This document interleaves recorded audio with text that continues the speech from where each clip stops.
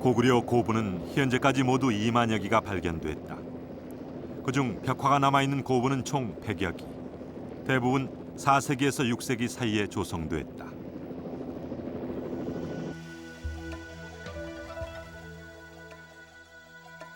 최근 벽화를 도굴당하는 사건이 발생해 충격을 안겨준 장천 1호분.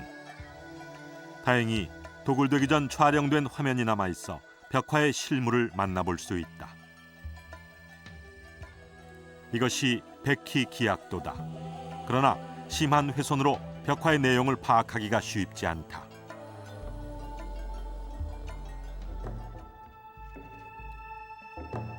백희 기약도에는 어떤 그림들이 그려져 있을까?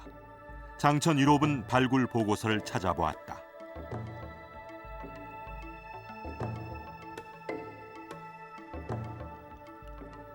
이것은 1970년 발굴 당시의 벽화를 그대로 옮겨놓은 모사도다. 지금은 훼손돼 잘 보이지 않는 부분까지 비교적 명확하게 나타나 있다.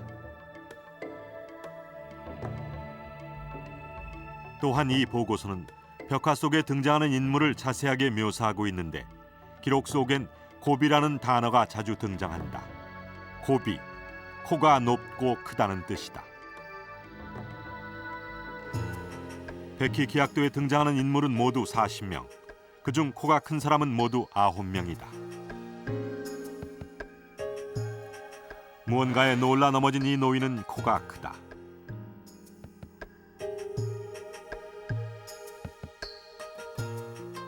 도망가는 이 남자도 맨발에 수염을 길렀고 코가 높다.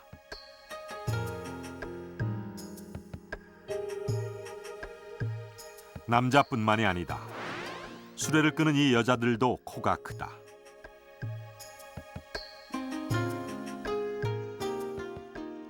마부로 보이는 두 남자는 한눈에도 코가 크다는 것을 알 수 있다. 부부로 보이는 두 사람도 코가 높고 큰 편이다. 벽화 속에 등장하는 고구려 남자는 눈썹이 가늘고 코가 작은 편이다. 따라서 고비인들은 고구려인이 아님을 알 수 있다. 고구려 여인도 코가 큰 여인과는 생김새가 확연히 다르다. 장천 1호분 백희 기약도에 다수 등장하는 이 코가 뾰족한 사람들은 인종상으로는 이제 당시 일반적으로 말하는 이제 서역계 사람들입니다. 그리고 이 사람들은 머리 모양도 상투를 틀어 올리지 않고 밑으로 이제 그냥 머리를 늘어뜨린 상태로 자기 일들을 하고 있는데 아마도 이 사람들은 그 당시 고구려의 활발한 대외교류 과정에서 북중국의 어떤 지역에서 흘러들었거나 아니면 이제 내륙아시아의 유목계통 사회들 속에서 흘러든 사람들, 이런 사람들일 가능성이 높습니다. 5세기 중엽, 고구려에는 흥미로운 사건이 일어난다. 북연이 멸망하자 주민들이 대거 고구려로 망명하는데 그 행렬이 무려 80리에 이르렀다는 것이다. 그 사건이 일어나기 100여 년 전 서역계 얼굴을 한 갈족이 중국 동북부에 후조 왕조를 세웠다. 후조는 이내 전년에 의해 멸망당하고 갈족은 북연에 통합된다. 이때 살아남은 갈족은 훗날 북연이 망하자 고구려로 향하는 망명대열에 합류했을 가능성이 높다.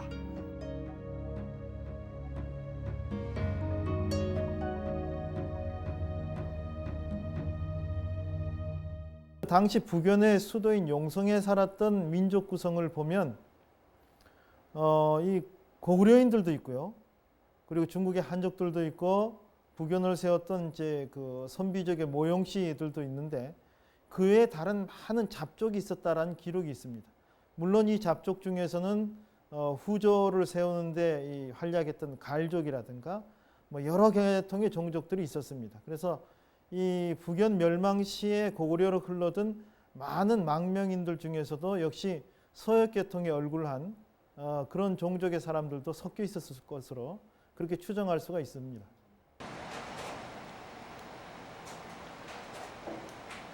고구려 내에 들어서 정착을 하고 익숙해졌던 사람들이 그러나 학자들은 서역인이 고구려에 들어오게 된 가장 큰 이유를 문물 교류에 두고 있다. 그 중에 하나가 이런 인물입니다. 처음에 이제 불교와 관련돼서 이런 그 얼굴이 거무튀튀한 이런 피부의 이 중앙아시아 쪽의 승려들이 고구려까지 오는 거죠.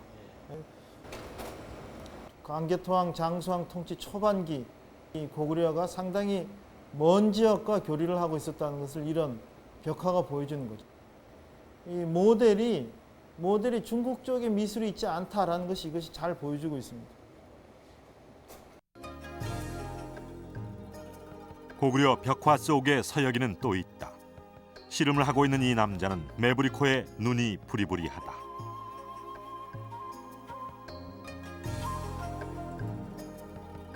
맨손으로 힘을 겨루고 있는 이 남자도 서역인이다. 이렇듯 당시 고구려에 많은 서역인들이 살고 있었다. 고구려 고분벽화 속에서 만난 외국인들입니다.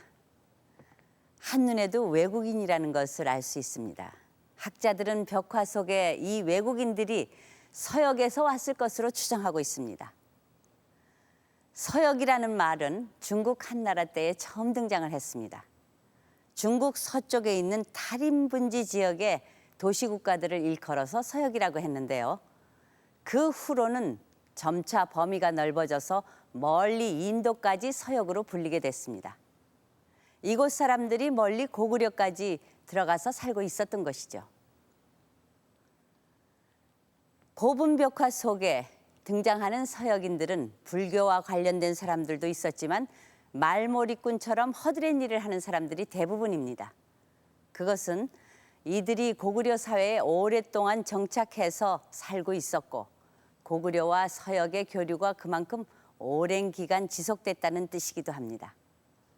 서역인 외에도 고구려 고분벽화 속에는 고구려와 서역의 교류를 말해주는 단서가 또 있습니다. 장천 1호분 백희 기약도에는 고구려인들의 다양한 놀이 문화가 소개돼 있다. 두 사람이 힘과 기술을 겨루는 씨름, 춤과 음악, 서커스도 보인다. 이 사람은 하늘 높이 공을 던져 올리고 있고 다른 한쪽에서는 바퀴를 이용해 묘기를 펼치고 있다.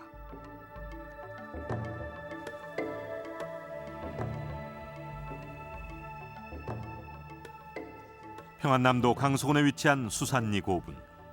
이 고분 벽화에도 고구려인들이 즐겼던 고개가 자세하게 표현돼 있다.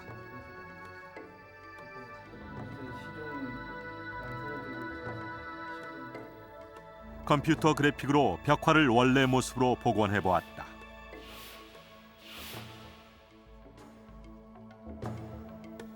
벽화 속엔 다양한 고개가 등장한다. 이것은 바퀴 던지기다. 이 사람은 높은 장대 위에 서 있는데 이렇게 걸어 다녔을 것이다.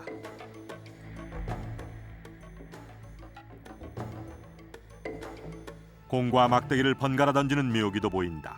이렇듯 고개는 고구려인이 즐겼던 대표적인 놀이 중에 하나였다. 아주 고난도에 한삼춤을 추고 있습니다. 그런데 흥미롭게도 내몽고 지역에서 발굴된 고분 벽화에도 고구려와 비슷한 고개가 등장한다. 예를 들어서 여기 지금 공놀이 하는 모습도 볼 수가 있고요. 그다음에 여기 특이하게는요, 바퀴에 손잡이가 달려져 있습니다. 아마 이 손잡이를 가지고 특이하게 공중에다 올리면서 어떤 특이한 모양의 고개를 연출했을 것이다. 단순히 뭐 그냥 일상생활에서 쓰는 바퀴 그걸 던진 건 아닌 것 같아요. 이 벽화엔 2세기 중국 후한 시대에 유행했던 고개가 총망라돼 있는데 이것은 농환이라 한다.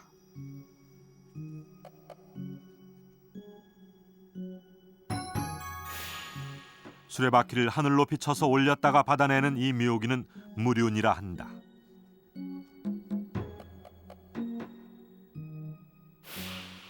다섯 개의 탁자 위에 올라가 물구나무를 서는 이 묘기는 안식오안이다.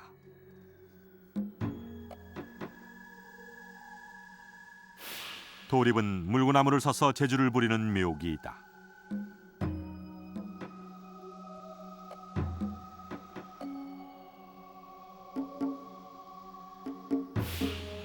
고개 중에는 칼로 묘기를 부리는 위험한 재주도 있다. 이 묘기들이 이후 고구려 벽화에 그대로 나타나는 것이다.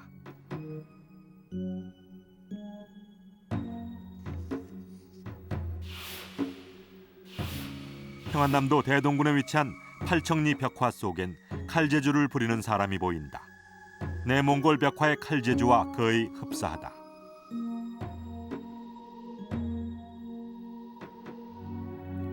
그렇다면 고구려와 중국에 유행했던 이 고개는 어디에서 온 것일까? 중국의 역사서 사기는 고개가 페르시아, 즉 서역에서 온 것임을 밝히고 있다.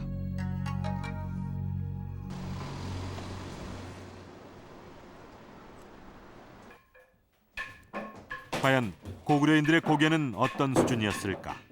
제작진은 현재 국내에서 다양한 고개를 공연하고 있는 한 단체를 찾았다. 제작진은 이 단체 회원들에게 수산리 고분 벽화를 보여주었다. 벽화 속의 인물처럼 8개의 공과 막대기를 던지는 묘기가 가능할까? 그런데 거기 공이 하나 정도는 하나 둘 정도는 가능하겠죠.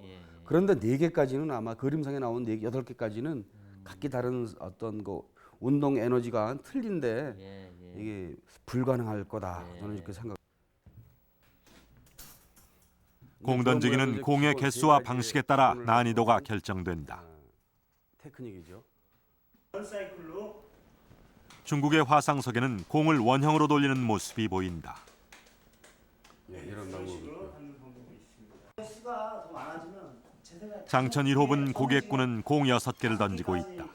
그리고 이를 한층 더 발전시킨 것이 수산리 고분의 고개다. 그런 생각을 자주 합니다. 8개까지 좀 무리가 있지 않나. 그거를 섞어서 하면 더 어려워지는 예, 거예요? 어렵죠. 왜냐하면 무게도 틀리고 회전 운동도 틀리고 에너지도 틀리기 때문에 그래서 좀 어렵지 않을까. 예. 이게 좀 어려워요, 솔직히.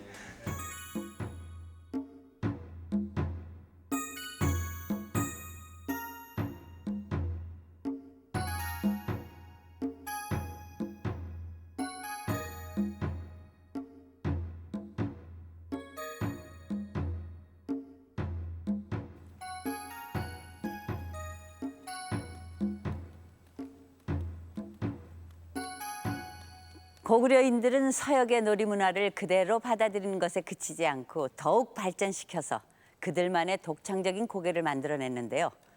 1500년이 흐른 지금 고구려 고분벽화 속의 고개를 그대로 재현하기란 거의 불가능할 정도로 고구려인들의 고개 기술은 무척 뛰어났습니다. 자, 여기를 보실까요? 그 유명한 안악 3호분 대행렬도입니다. 그동안 우리는 이 행렬도에서 고구려 철갑 기병에만 주목해왔습니다. 그러나 이 행렬도 안에는 고구려의 문화 수준이 얼마나 국제적이었는지를 알려주는 단서가 있습니다. 그것은 바로 이 악기들입니다.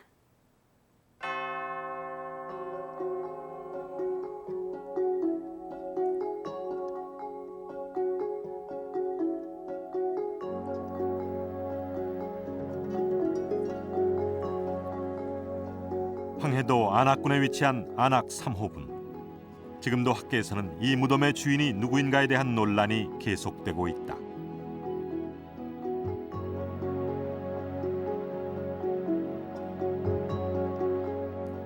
거대한 무덤 속엔 화려한 벽화가 남겨져 있다. 대행렬도엔 철갑 기병과 함께 수십여 명의 악대가 행진하고 있다. 우리나라에는 지금 배소. 고구려 사람들은 어떤 악기들을 사용했을까? 그 이제 팬파이프죠.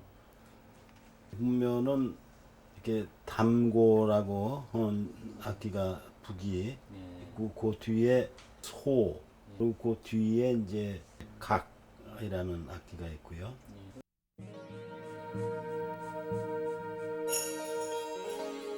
대행렬도에 등장하는 고구려 악기는 타악기와 관악기로 구분된다. 매는 북과 매는 종은 타악기다.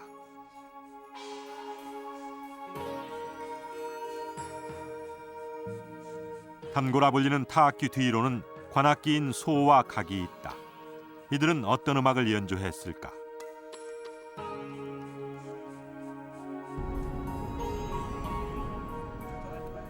지난 6월 일본 도쿄의 한 신사에서 고구려 음악이 연주된다는 소식을 듣고 취재진은 그 신사를 찾았다.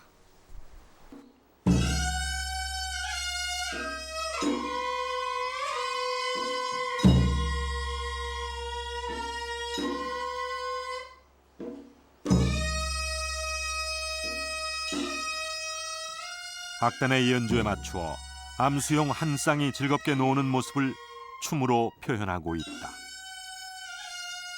이것이 1500년 전부터 일본 황실에서 연주되고 전승돼 왔다는 고마각구, 즉 고구려 악이다.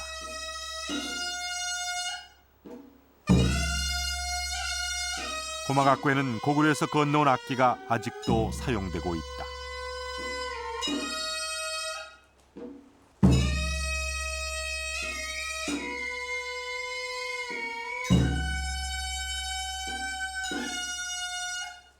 日本の雅楽の中にある古雅楽といいますのは、古代の朝鮮半島から輸入された舞、そしてそれに付随する音楽でして、長い間日本の中で伝承され続けてきたものなんですね。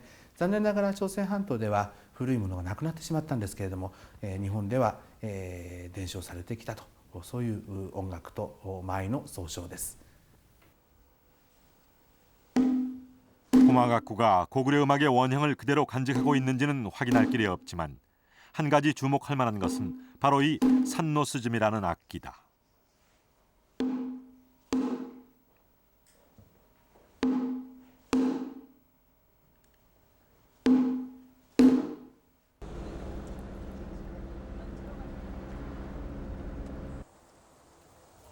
최근 경기도 하남시의 이성산성에서 출토된 한 유물이 학계에 큰 관심을 불러일으켰다.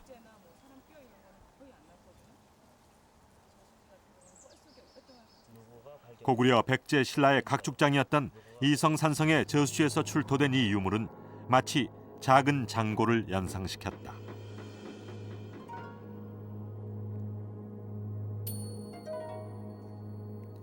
양쪽은 둥근 북처럼 생기고 가운데 허리가 잘록한 이것은 요고라 불리는 악기다.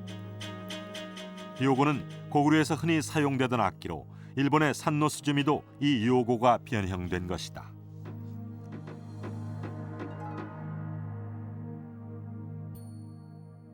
삼국시대 기록이나 그림으로 전하던 목재 악기가 고고학 유적에서 발견됐다는 점이 가장 중요한 것이겠지요. 그리고 특히 이제 이 요고의 경우에는 고구려 고분 벽화에서 나오기 때문에 그 존재가 이제 이 남쪽까지 퍼져 있었다는 것을 확인할 수 있는 대단히 중요한 자료라고 할 수 있습니다. 요고는 고구려 벽화에 자주 등장한다. 고구려뿐만 아니라 당나라에서는 도자기로 요고를 만들어 사용했고 투르판, 구초에 이르기까지 요고는 아시아 전역에서 널리 사용된 악기였다.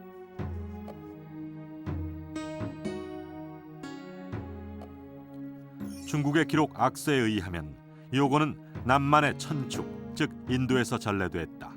인도의 요고가 고구려까지 들어간 것이다. 이 악기는 인도의 다마루라는 악기입니다. 보다시피 이것은 우리나라 장고의 할아버지인데 이 요고가 인도에서 오늘날도 사용되고 있습니다.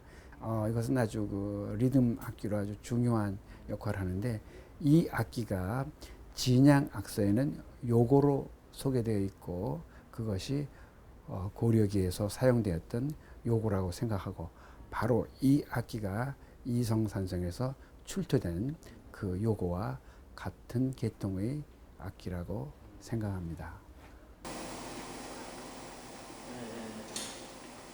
요고를 복원하기 위해 국립중앙박물관에 요고의 수종 분석을 의뢰했다. 발굴된 요고의 파편을 전자현미경으로 촬영한 결과 요고에 사용된 나무는 밤나무로 밝혀졌다.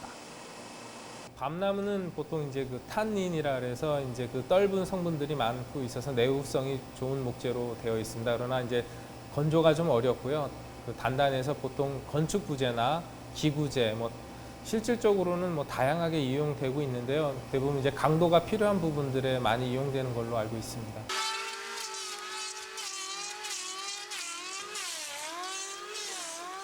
한국의 전통 악기를 제작해온 장인 박성기 씨가 요고 복원에 나섰다. 형태와 크기는 이성산성에서 발굴된 유물에 맞추기로 했다. 먼저 밤나무를 요고 형태로 깎아 나갔다. 워낙 단단한 터라 다른 나무에 비해 2배 이상의 시간이 걸렸다. 나무의 변형을 막기 위해 칠을 하고 쇠가죽으로 양옆을 덮어 씌웠다.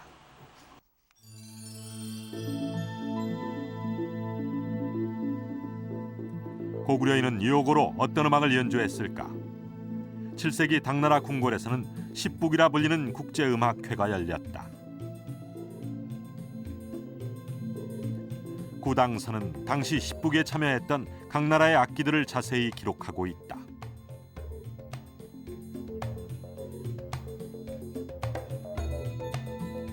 그런데 흥미롭게도 고구려의 악기는 서량, 구자의 악기와 상당수 일치한다.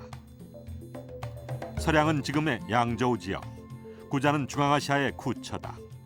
고구려는 소륵, 안국과도 여러 악기를 공유하는데 둘 다 먼 서역의 나라다.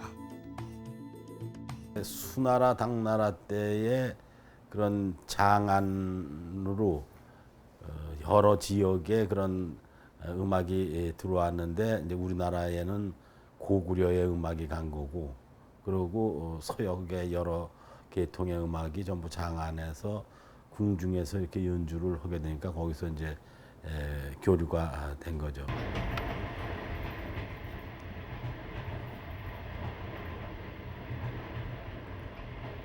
고구려와 서역 음악의 교류를 직접 확인하기 위해 취재진은 구처로 향했다.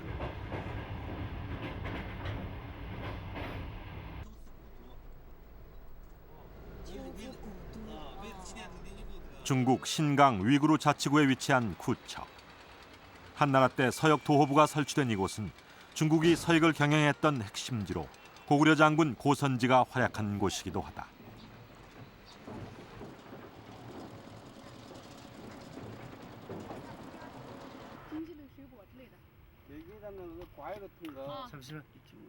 구처 시내에서 자동차로 30분가량 떨어진 곳에 오아시스가 있다. 오아시스 앞으로는 거대한 석굴이 서 있다. 키질 석굴은 인도에서 불교를 받아들이던 3, 4세기부터 조성되기 시작했다. 절벽에 구를 파고 그 내부엔 불상과 벽화로 사원을 꾸미는데 키질 석굴의 벽화는 고대 구처의 음악을 이해하는 중요한 자료다.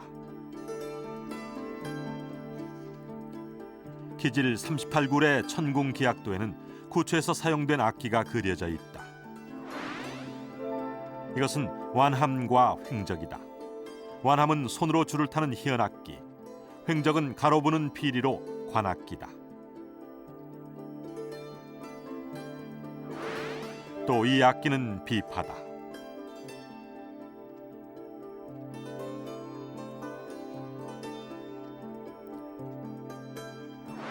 키질 벽화에 등장하는 악기는 고구려 벽화에서도 찾아볼 수 있다. 삼실총의 완함이, 오회분 사호미호에는 횡적이 있다.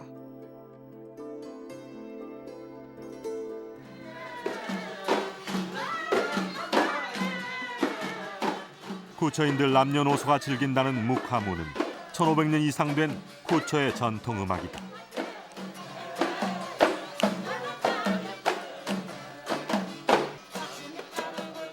중앙아시아에 위치한 구처와 고구려 음악의 공통점은 악기 외에 또 있을까?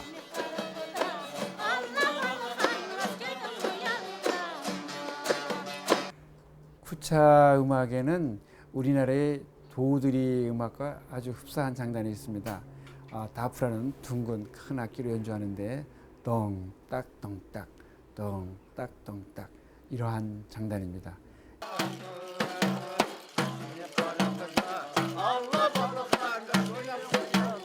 도드리 장단은 인도의 음악에도 나타난다.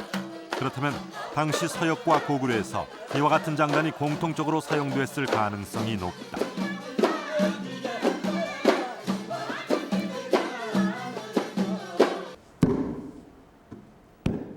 이번엔 도드리 장단으로 요고를 연주해 보았다.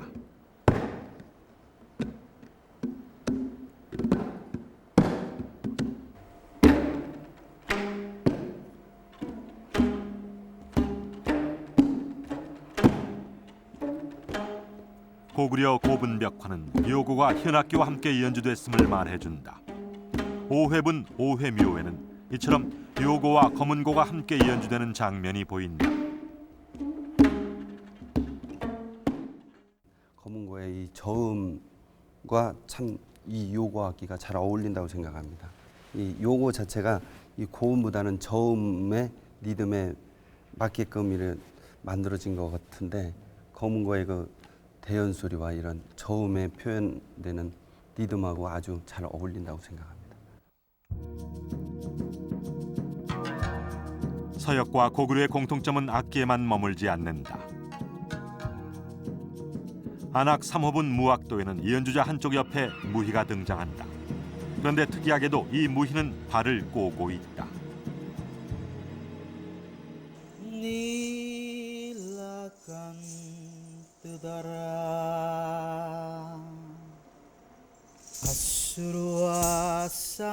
발을 꼬는 춤의 자세는 인도 춤인 까탁에서 찾아볼 수 있다.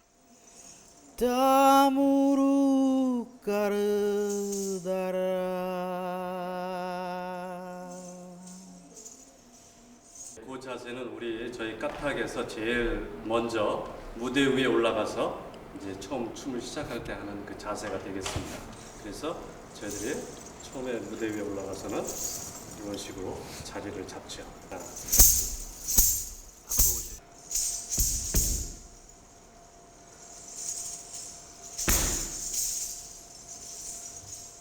그렇다면 고구려의 인도의 춤이 전해진 것일까? 발을 꼬는 자세 외에도 고구려와 까탁의 공통점은 또 있다.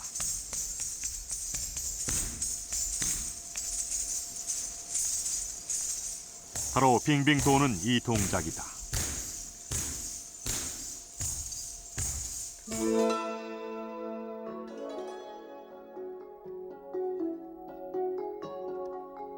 고구려의 춤을 기록한 신당서에는 이런 기록이 있다. 고구려 춤은 호선무인데 바람처럼 빠르게 돈다. 또 한 기록은 호선무가 멀리 사마르칸트에서 전해진 것임을 말해주고 있다. 조그마한 원형 양탄자 위에서 그 바람처럼 빨리 도는 동작을 위주로 하는 춤이라고 할 수 있습니다. 정말 그 당시 고구려 시대 때의 가장 대표적인 춤이라고 할 수가 있는데요. 중국 돈황의 석굴에도 호선무를 추는 무희가 등장한다.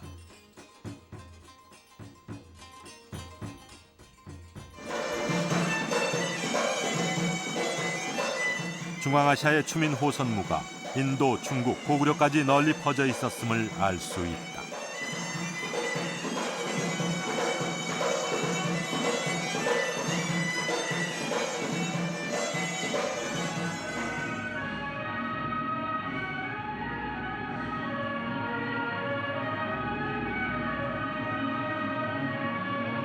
고구려적이라고 하는 것은 아시아 대륙 정도인 것도 가지고 있으면서 또 고구려 풍토가 만들어내는, 고구려의 인간들이 만들어내는 그런 내용들이 그렇게 들어간 그런 관점에서요, 고구려의 춤과 고개는 정말 국제적인 그런 성격을 가지고 있었다. 오늘날 우리 문화도 차츰차츰 국제화를 겨냥했고 세계화를 겨냥하고 있습니다만, 비록 그 1500년 전의 고구려지만요, 오늘날에 못지않는 국제화 세계화를 추구하고 있었던 것이 바로 고구려의 춤이요 고개였다.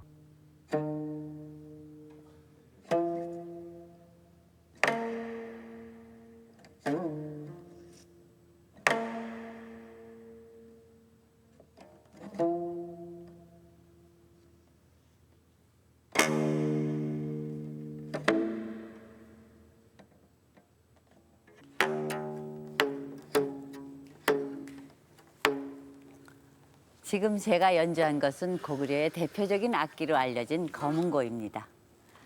학자들은 이 거문고도 외국의 악기를 개량한 것이라고 말합니다. 작고 귀엽게 생긴 이 악기는 고분 벽화 속에 등장하는 요고입니다. 고구려인들이 사용했던 악기와 고구려인들이 즐겼던 춤은 멀리 인도에서부터 고구려까지 동아시아 일대가 공유하고 있던 일종의 국제 문화와 같은 것이었습니다.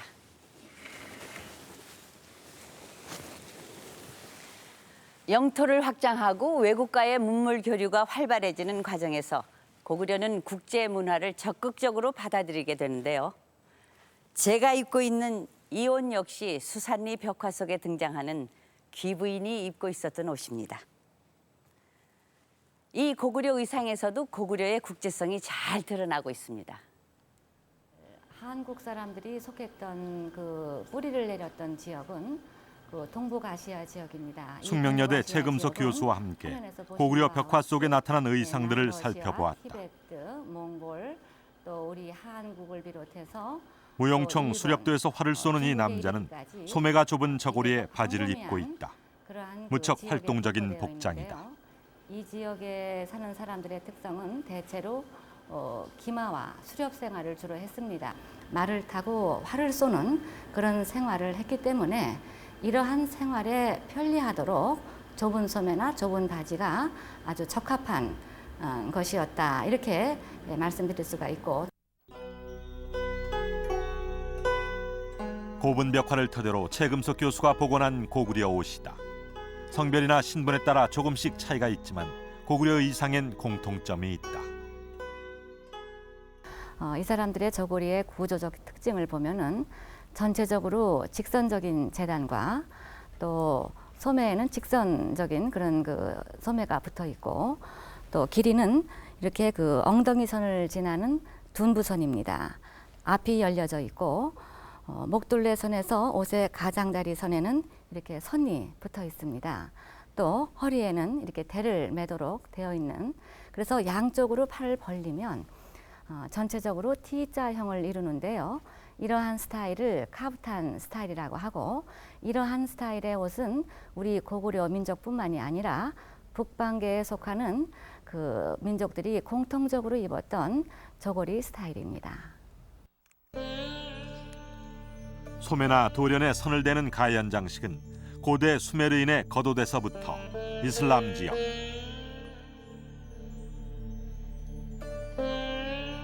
쿠초에서도 나타나는데 고구려의 겉옷에도 어김없이 등장한다.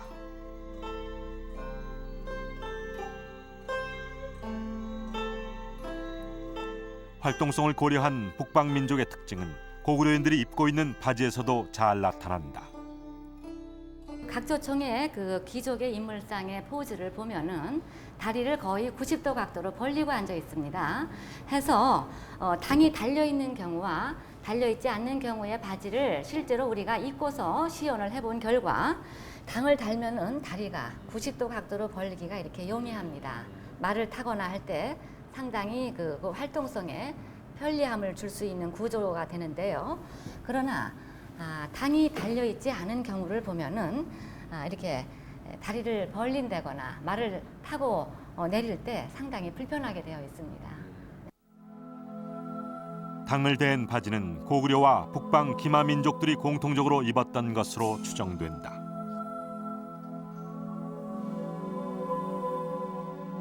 고구려 고분 벽화는 고구려인들이 전무늬 옷을 즐겨 입었음을 말해준다. 그런데 이 전무늬는 당시 아시아에서 유행했던 무늬였다.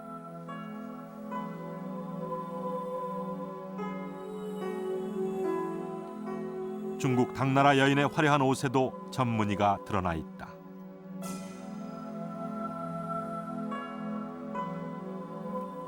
신강 투르판 지역에서는 전무늬 옷이 실물로 발견되기도 했다.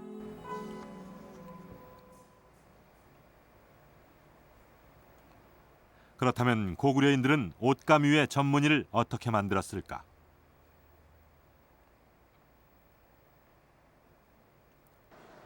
현재 학계에서는 다양한 방법이 거론되고 있지만 양경의 교수는 가장 간단한 염색법인 홀치기 기법이 사용되었을 것으로 추정하고 있다. 또한 고분 벽화를 분석한 결과 천을 실로 묶을 때 콩을 사용했을 것으로 본다. 네, 콩을 사용했다는 문헌적인 근거는 아직 찾지 못했지만 보통 이러한 조그마한 패턴들이 동일하게 반복해서 나오기 위해서는 작은 곡물이나 아니면 돌멩이 같은 것을 사용을 했다고 합니다. 그래서 고구려의 경우에는 한반도나 중국에 자생했던 콩을 손쉽게 대할 수 있었기 때문에 콩을 사용했을 가능성을 생각해 볼 수 있습니다. 일정한 간격으로 묶인 옷감을 붉은 염액 속에 넣었다. 옷감에 물이 들 때 실로 묶인 부분만 염색이 되지 않는데 이것이 홀치기 기법이다. 염색이 끝난 후 실을 풀어보았다. 마름모 모양의 무늬가 생겼다. 실을 묶은 간격과 콩의 색깔에 따라 무늬와 색깔도 다양하게 연출할 수 있다.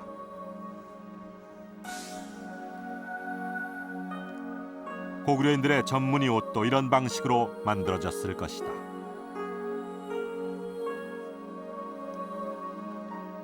고구려의 옷, 그 속엔 세계가 담겨 있다.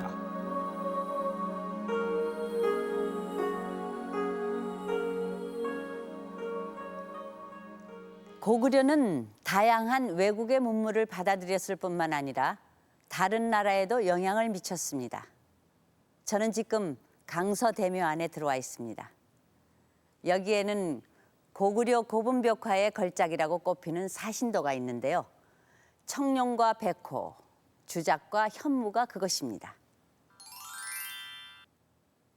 여기 이것은 중국 산서성에서 발굴된 고분벽화로서 사신도 중에서 백호를 그린 것입니다. 중국의 벽화들은 대부분 생활 풍속도를 소재로 하고 있어서 사실적입니다. 사신도의 백호를 호랑이로 그대로 묘사하고 있습니다. 두 그림을 한번 비교해 보겠습니다. 고구려 고분벽화는 중국으로부터 영향을 받았지만 소재나 기법면에서 더욱 세련되게 중국의 벽화를 뛰어넘는 완성도를 보입니다. 이 벽화는 일본 다카마스총에서 발굴된 고분벽화인데 사신도 중에서 현무를 표현한 것입니다. 학자들은 다카마스총의 사신도가 고구려의 영향을 받은 것이라고 말합니다. 이렇듯 고구려는 외국의 문화를 고구려 고유의 것으로 잘 소화시켜서 더욱 수준 높은 문화로 발전시켰을 뿐만 아니라 다른 나라에까지 영향을 미쳤던 것입니다. 고구려가 서역의 문물을 폭넓게 수용할 수 있었던 것은 서역과 자유롭게 오갈 수 있는 길이 있었기에 가능했을 것입니다. 서역으로 가는 길 하면 흔히 이 비단길을 떠올리게 되는데요. 그러나 고구려는 서역으로 통하는 또 다른 길을 가지고 있었습니다. 지금부터 그 길을 찾아보겠습니다. 서역으로 가는 대표적인 길은 실크로드다. 그 실크로드 위에 돈황 석굴이 있다. 천여 개의 석굴엔 불상과 다양한 벽화가 남겨져 이곳은 세계 고대 미술관이라 불린다.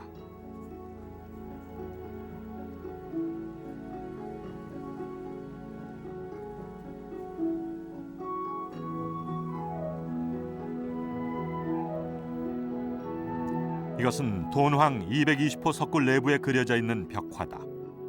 벽화의 한쪽에는 각국의 사절들이 모여 있는데 그중 한 사람이 특이한 모자를 쓰고 있다.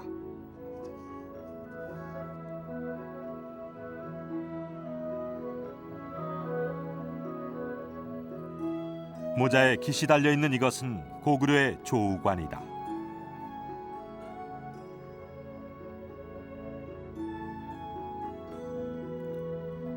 당나라 시대에 외국의 사절단을 그린 왕회도에도 고구려 조우관이 등장한다. 백제 신라 사신과 함께 당나라에 온 고구려 사신이 조우관을 쓰고 있다.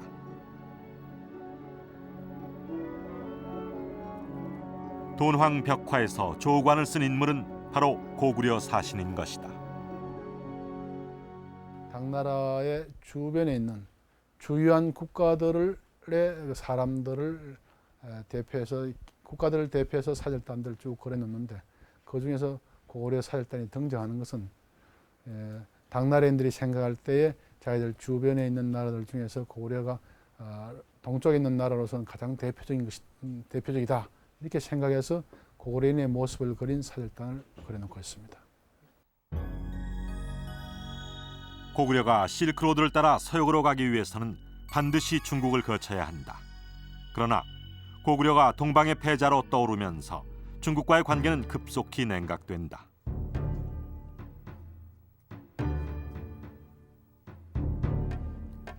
삼국사기 고구려 본기는 고구려와 중국의 긴장 관계를 알려주는 사건이 있다.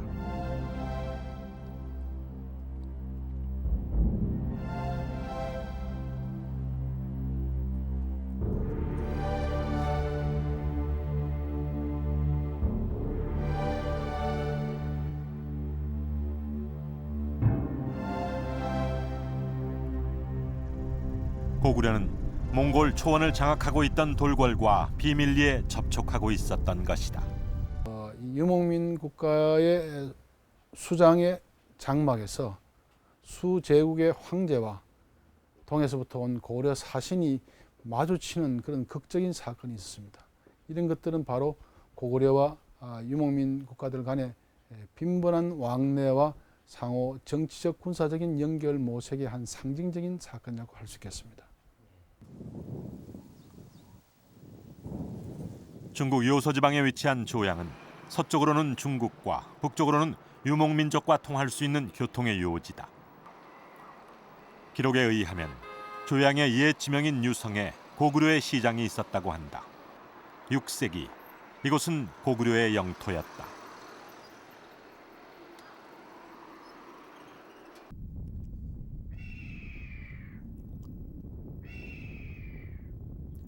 고구려인들은 북방 유목민족과 접촉하기 위해 어떤 길을 따라갔을까? 조양에서 출발해 북쪽으로 올라가면 광활한 초원지대가 펼쳐진다. 초원의 길은 오르혼으로 이어진다. 오르혼간 인근 호쇼차이담 분지에 비석이 하나 서 있다.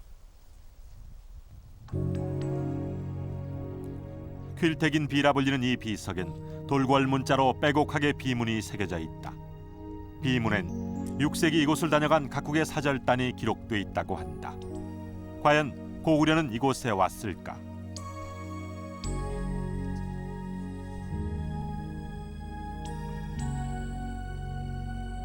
비문에 새겨진 돌궐 문자는 지금은 사용되지 않는 고대 투르크어다.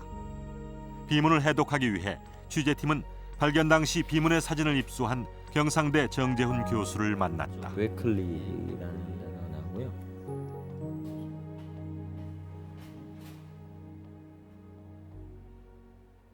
동면 사행에 보면 그 초대 카한이었던 부민 카간의 그 장례식에 여러 나라 사람들이 참석하는 내용들이 나옵니다.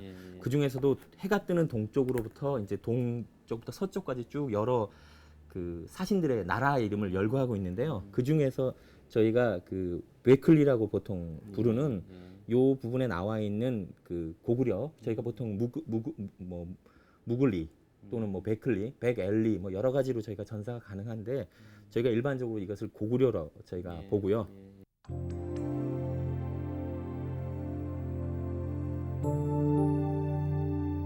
비문 속에 등장하는 베클리, 이는 고구려였다. 고구려 사신이 초원의 길을 따라 이곳 오르혼에 온 것이다.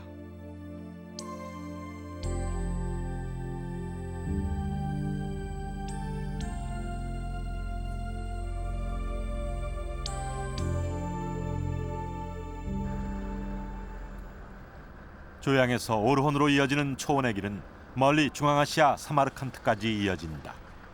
사마르칸트는 동서양이 만나는 중앙아시아 교통의 요지다.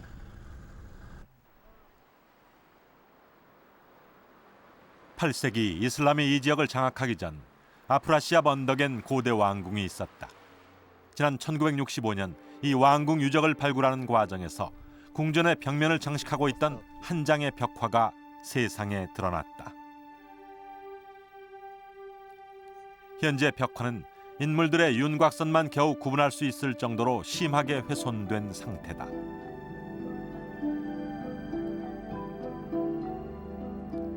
그런데 희미한 인물의 윤곽선에서 낯익은 형태의 모자가 눈에 띈다. 조우관을 쓰고 있는 고구려 사신이다.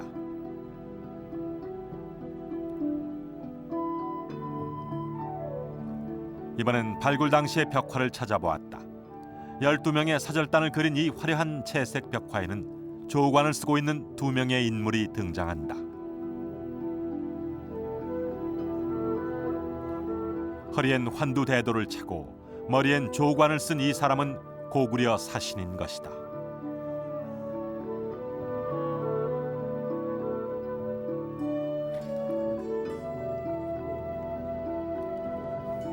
벽화의 한쪽엔 소구도어로 명문이 새겨져 있는데 이 명문을 통해 고구려 사신이 언제 이곳에 다녀갔는지를 알 수 있다.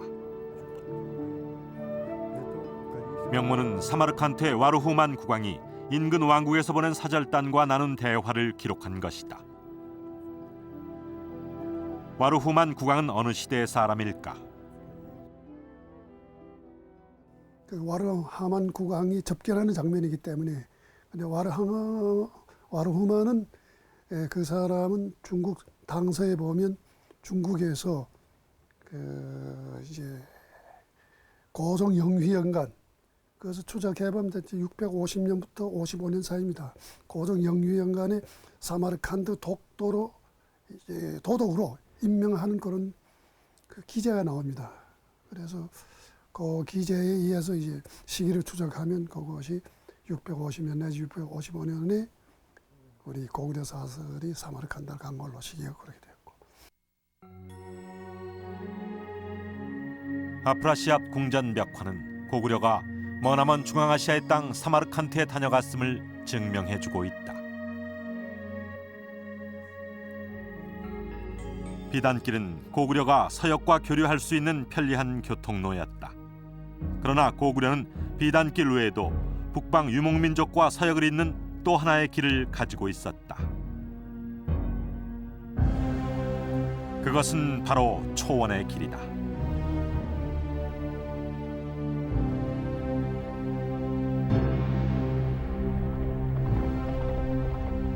초원의 길은 고구려와 서역을 잇는 고대의 고속도로였다.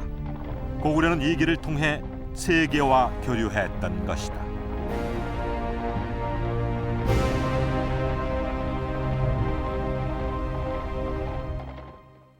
우리는 고구려 고분 벽화를 통해 1500년 전의 시간으로 거슬러 가보았습니다.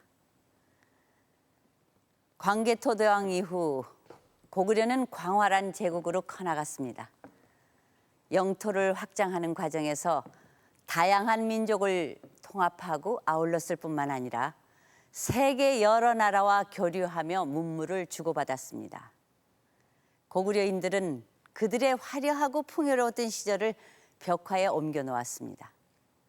고구려 고분 벽화는 우리에게 이렇게 말합니다. 5, 6세기 고구려는 닫혀있는 고구려가 아니고 열린 고구려였고 세계의 문화를 공유하는 글로벌 고구려였다고 말입니다.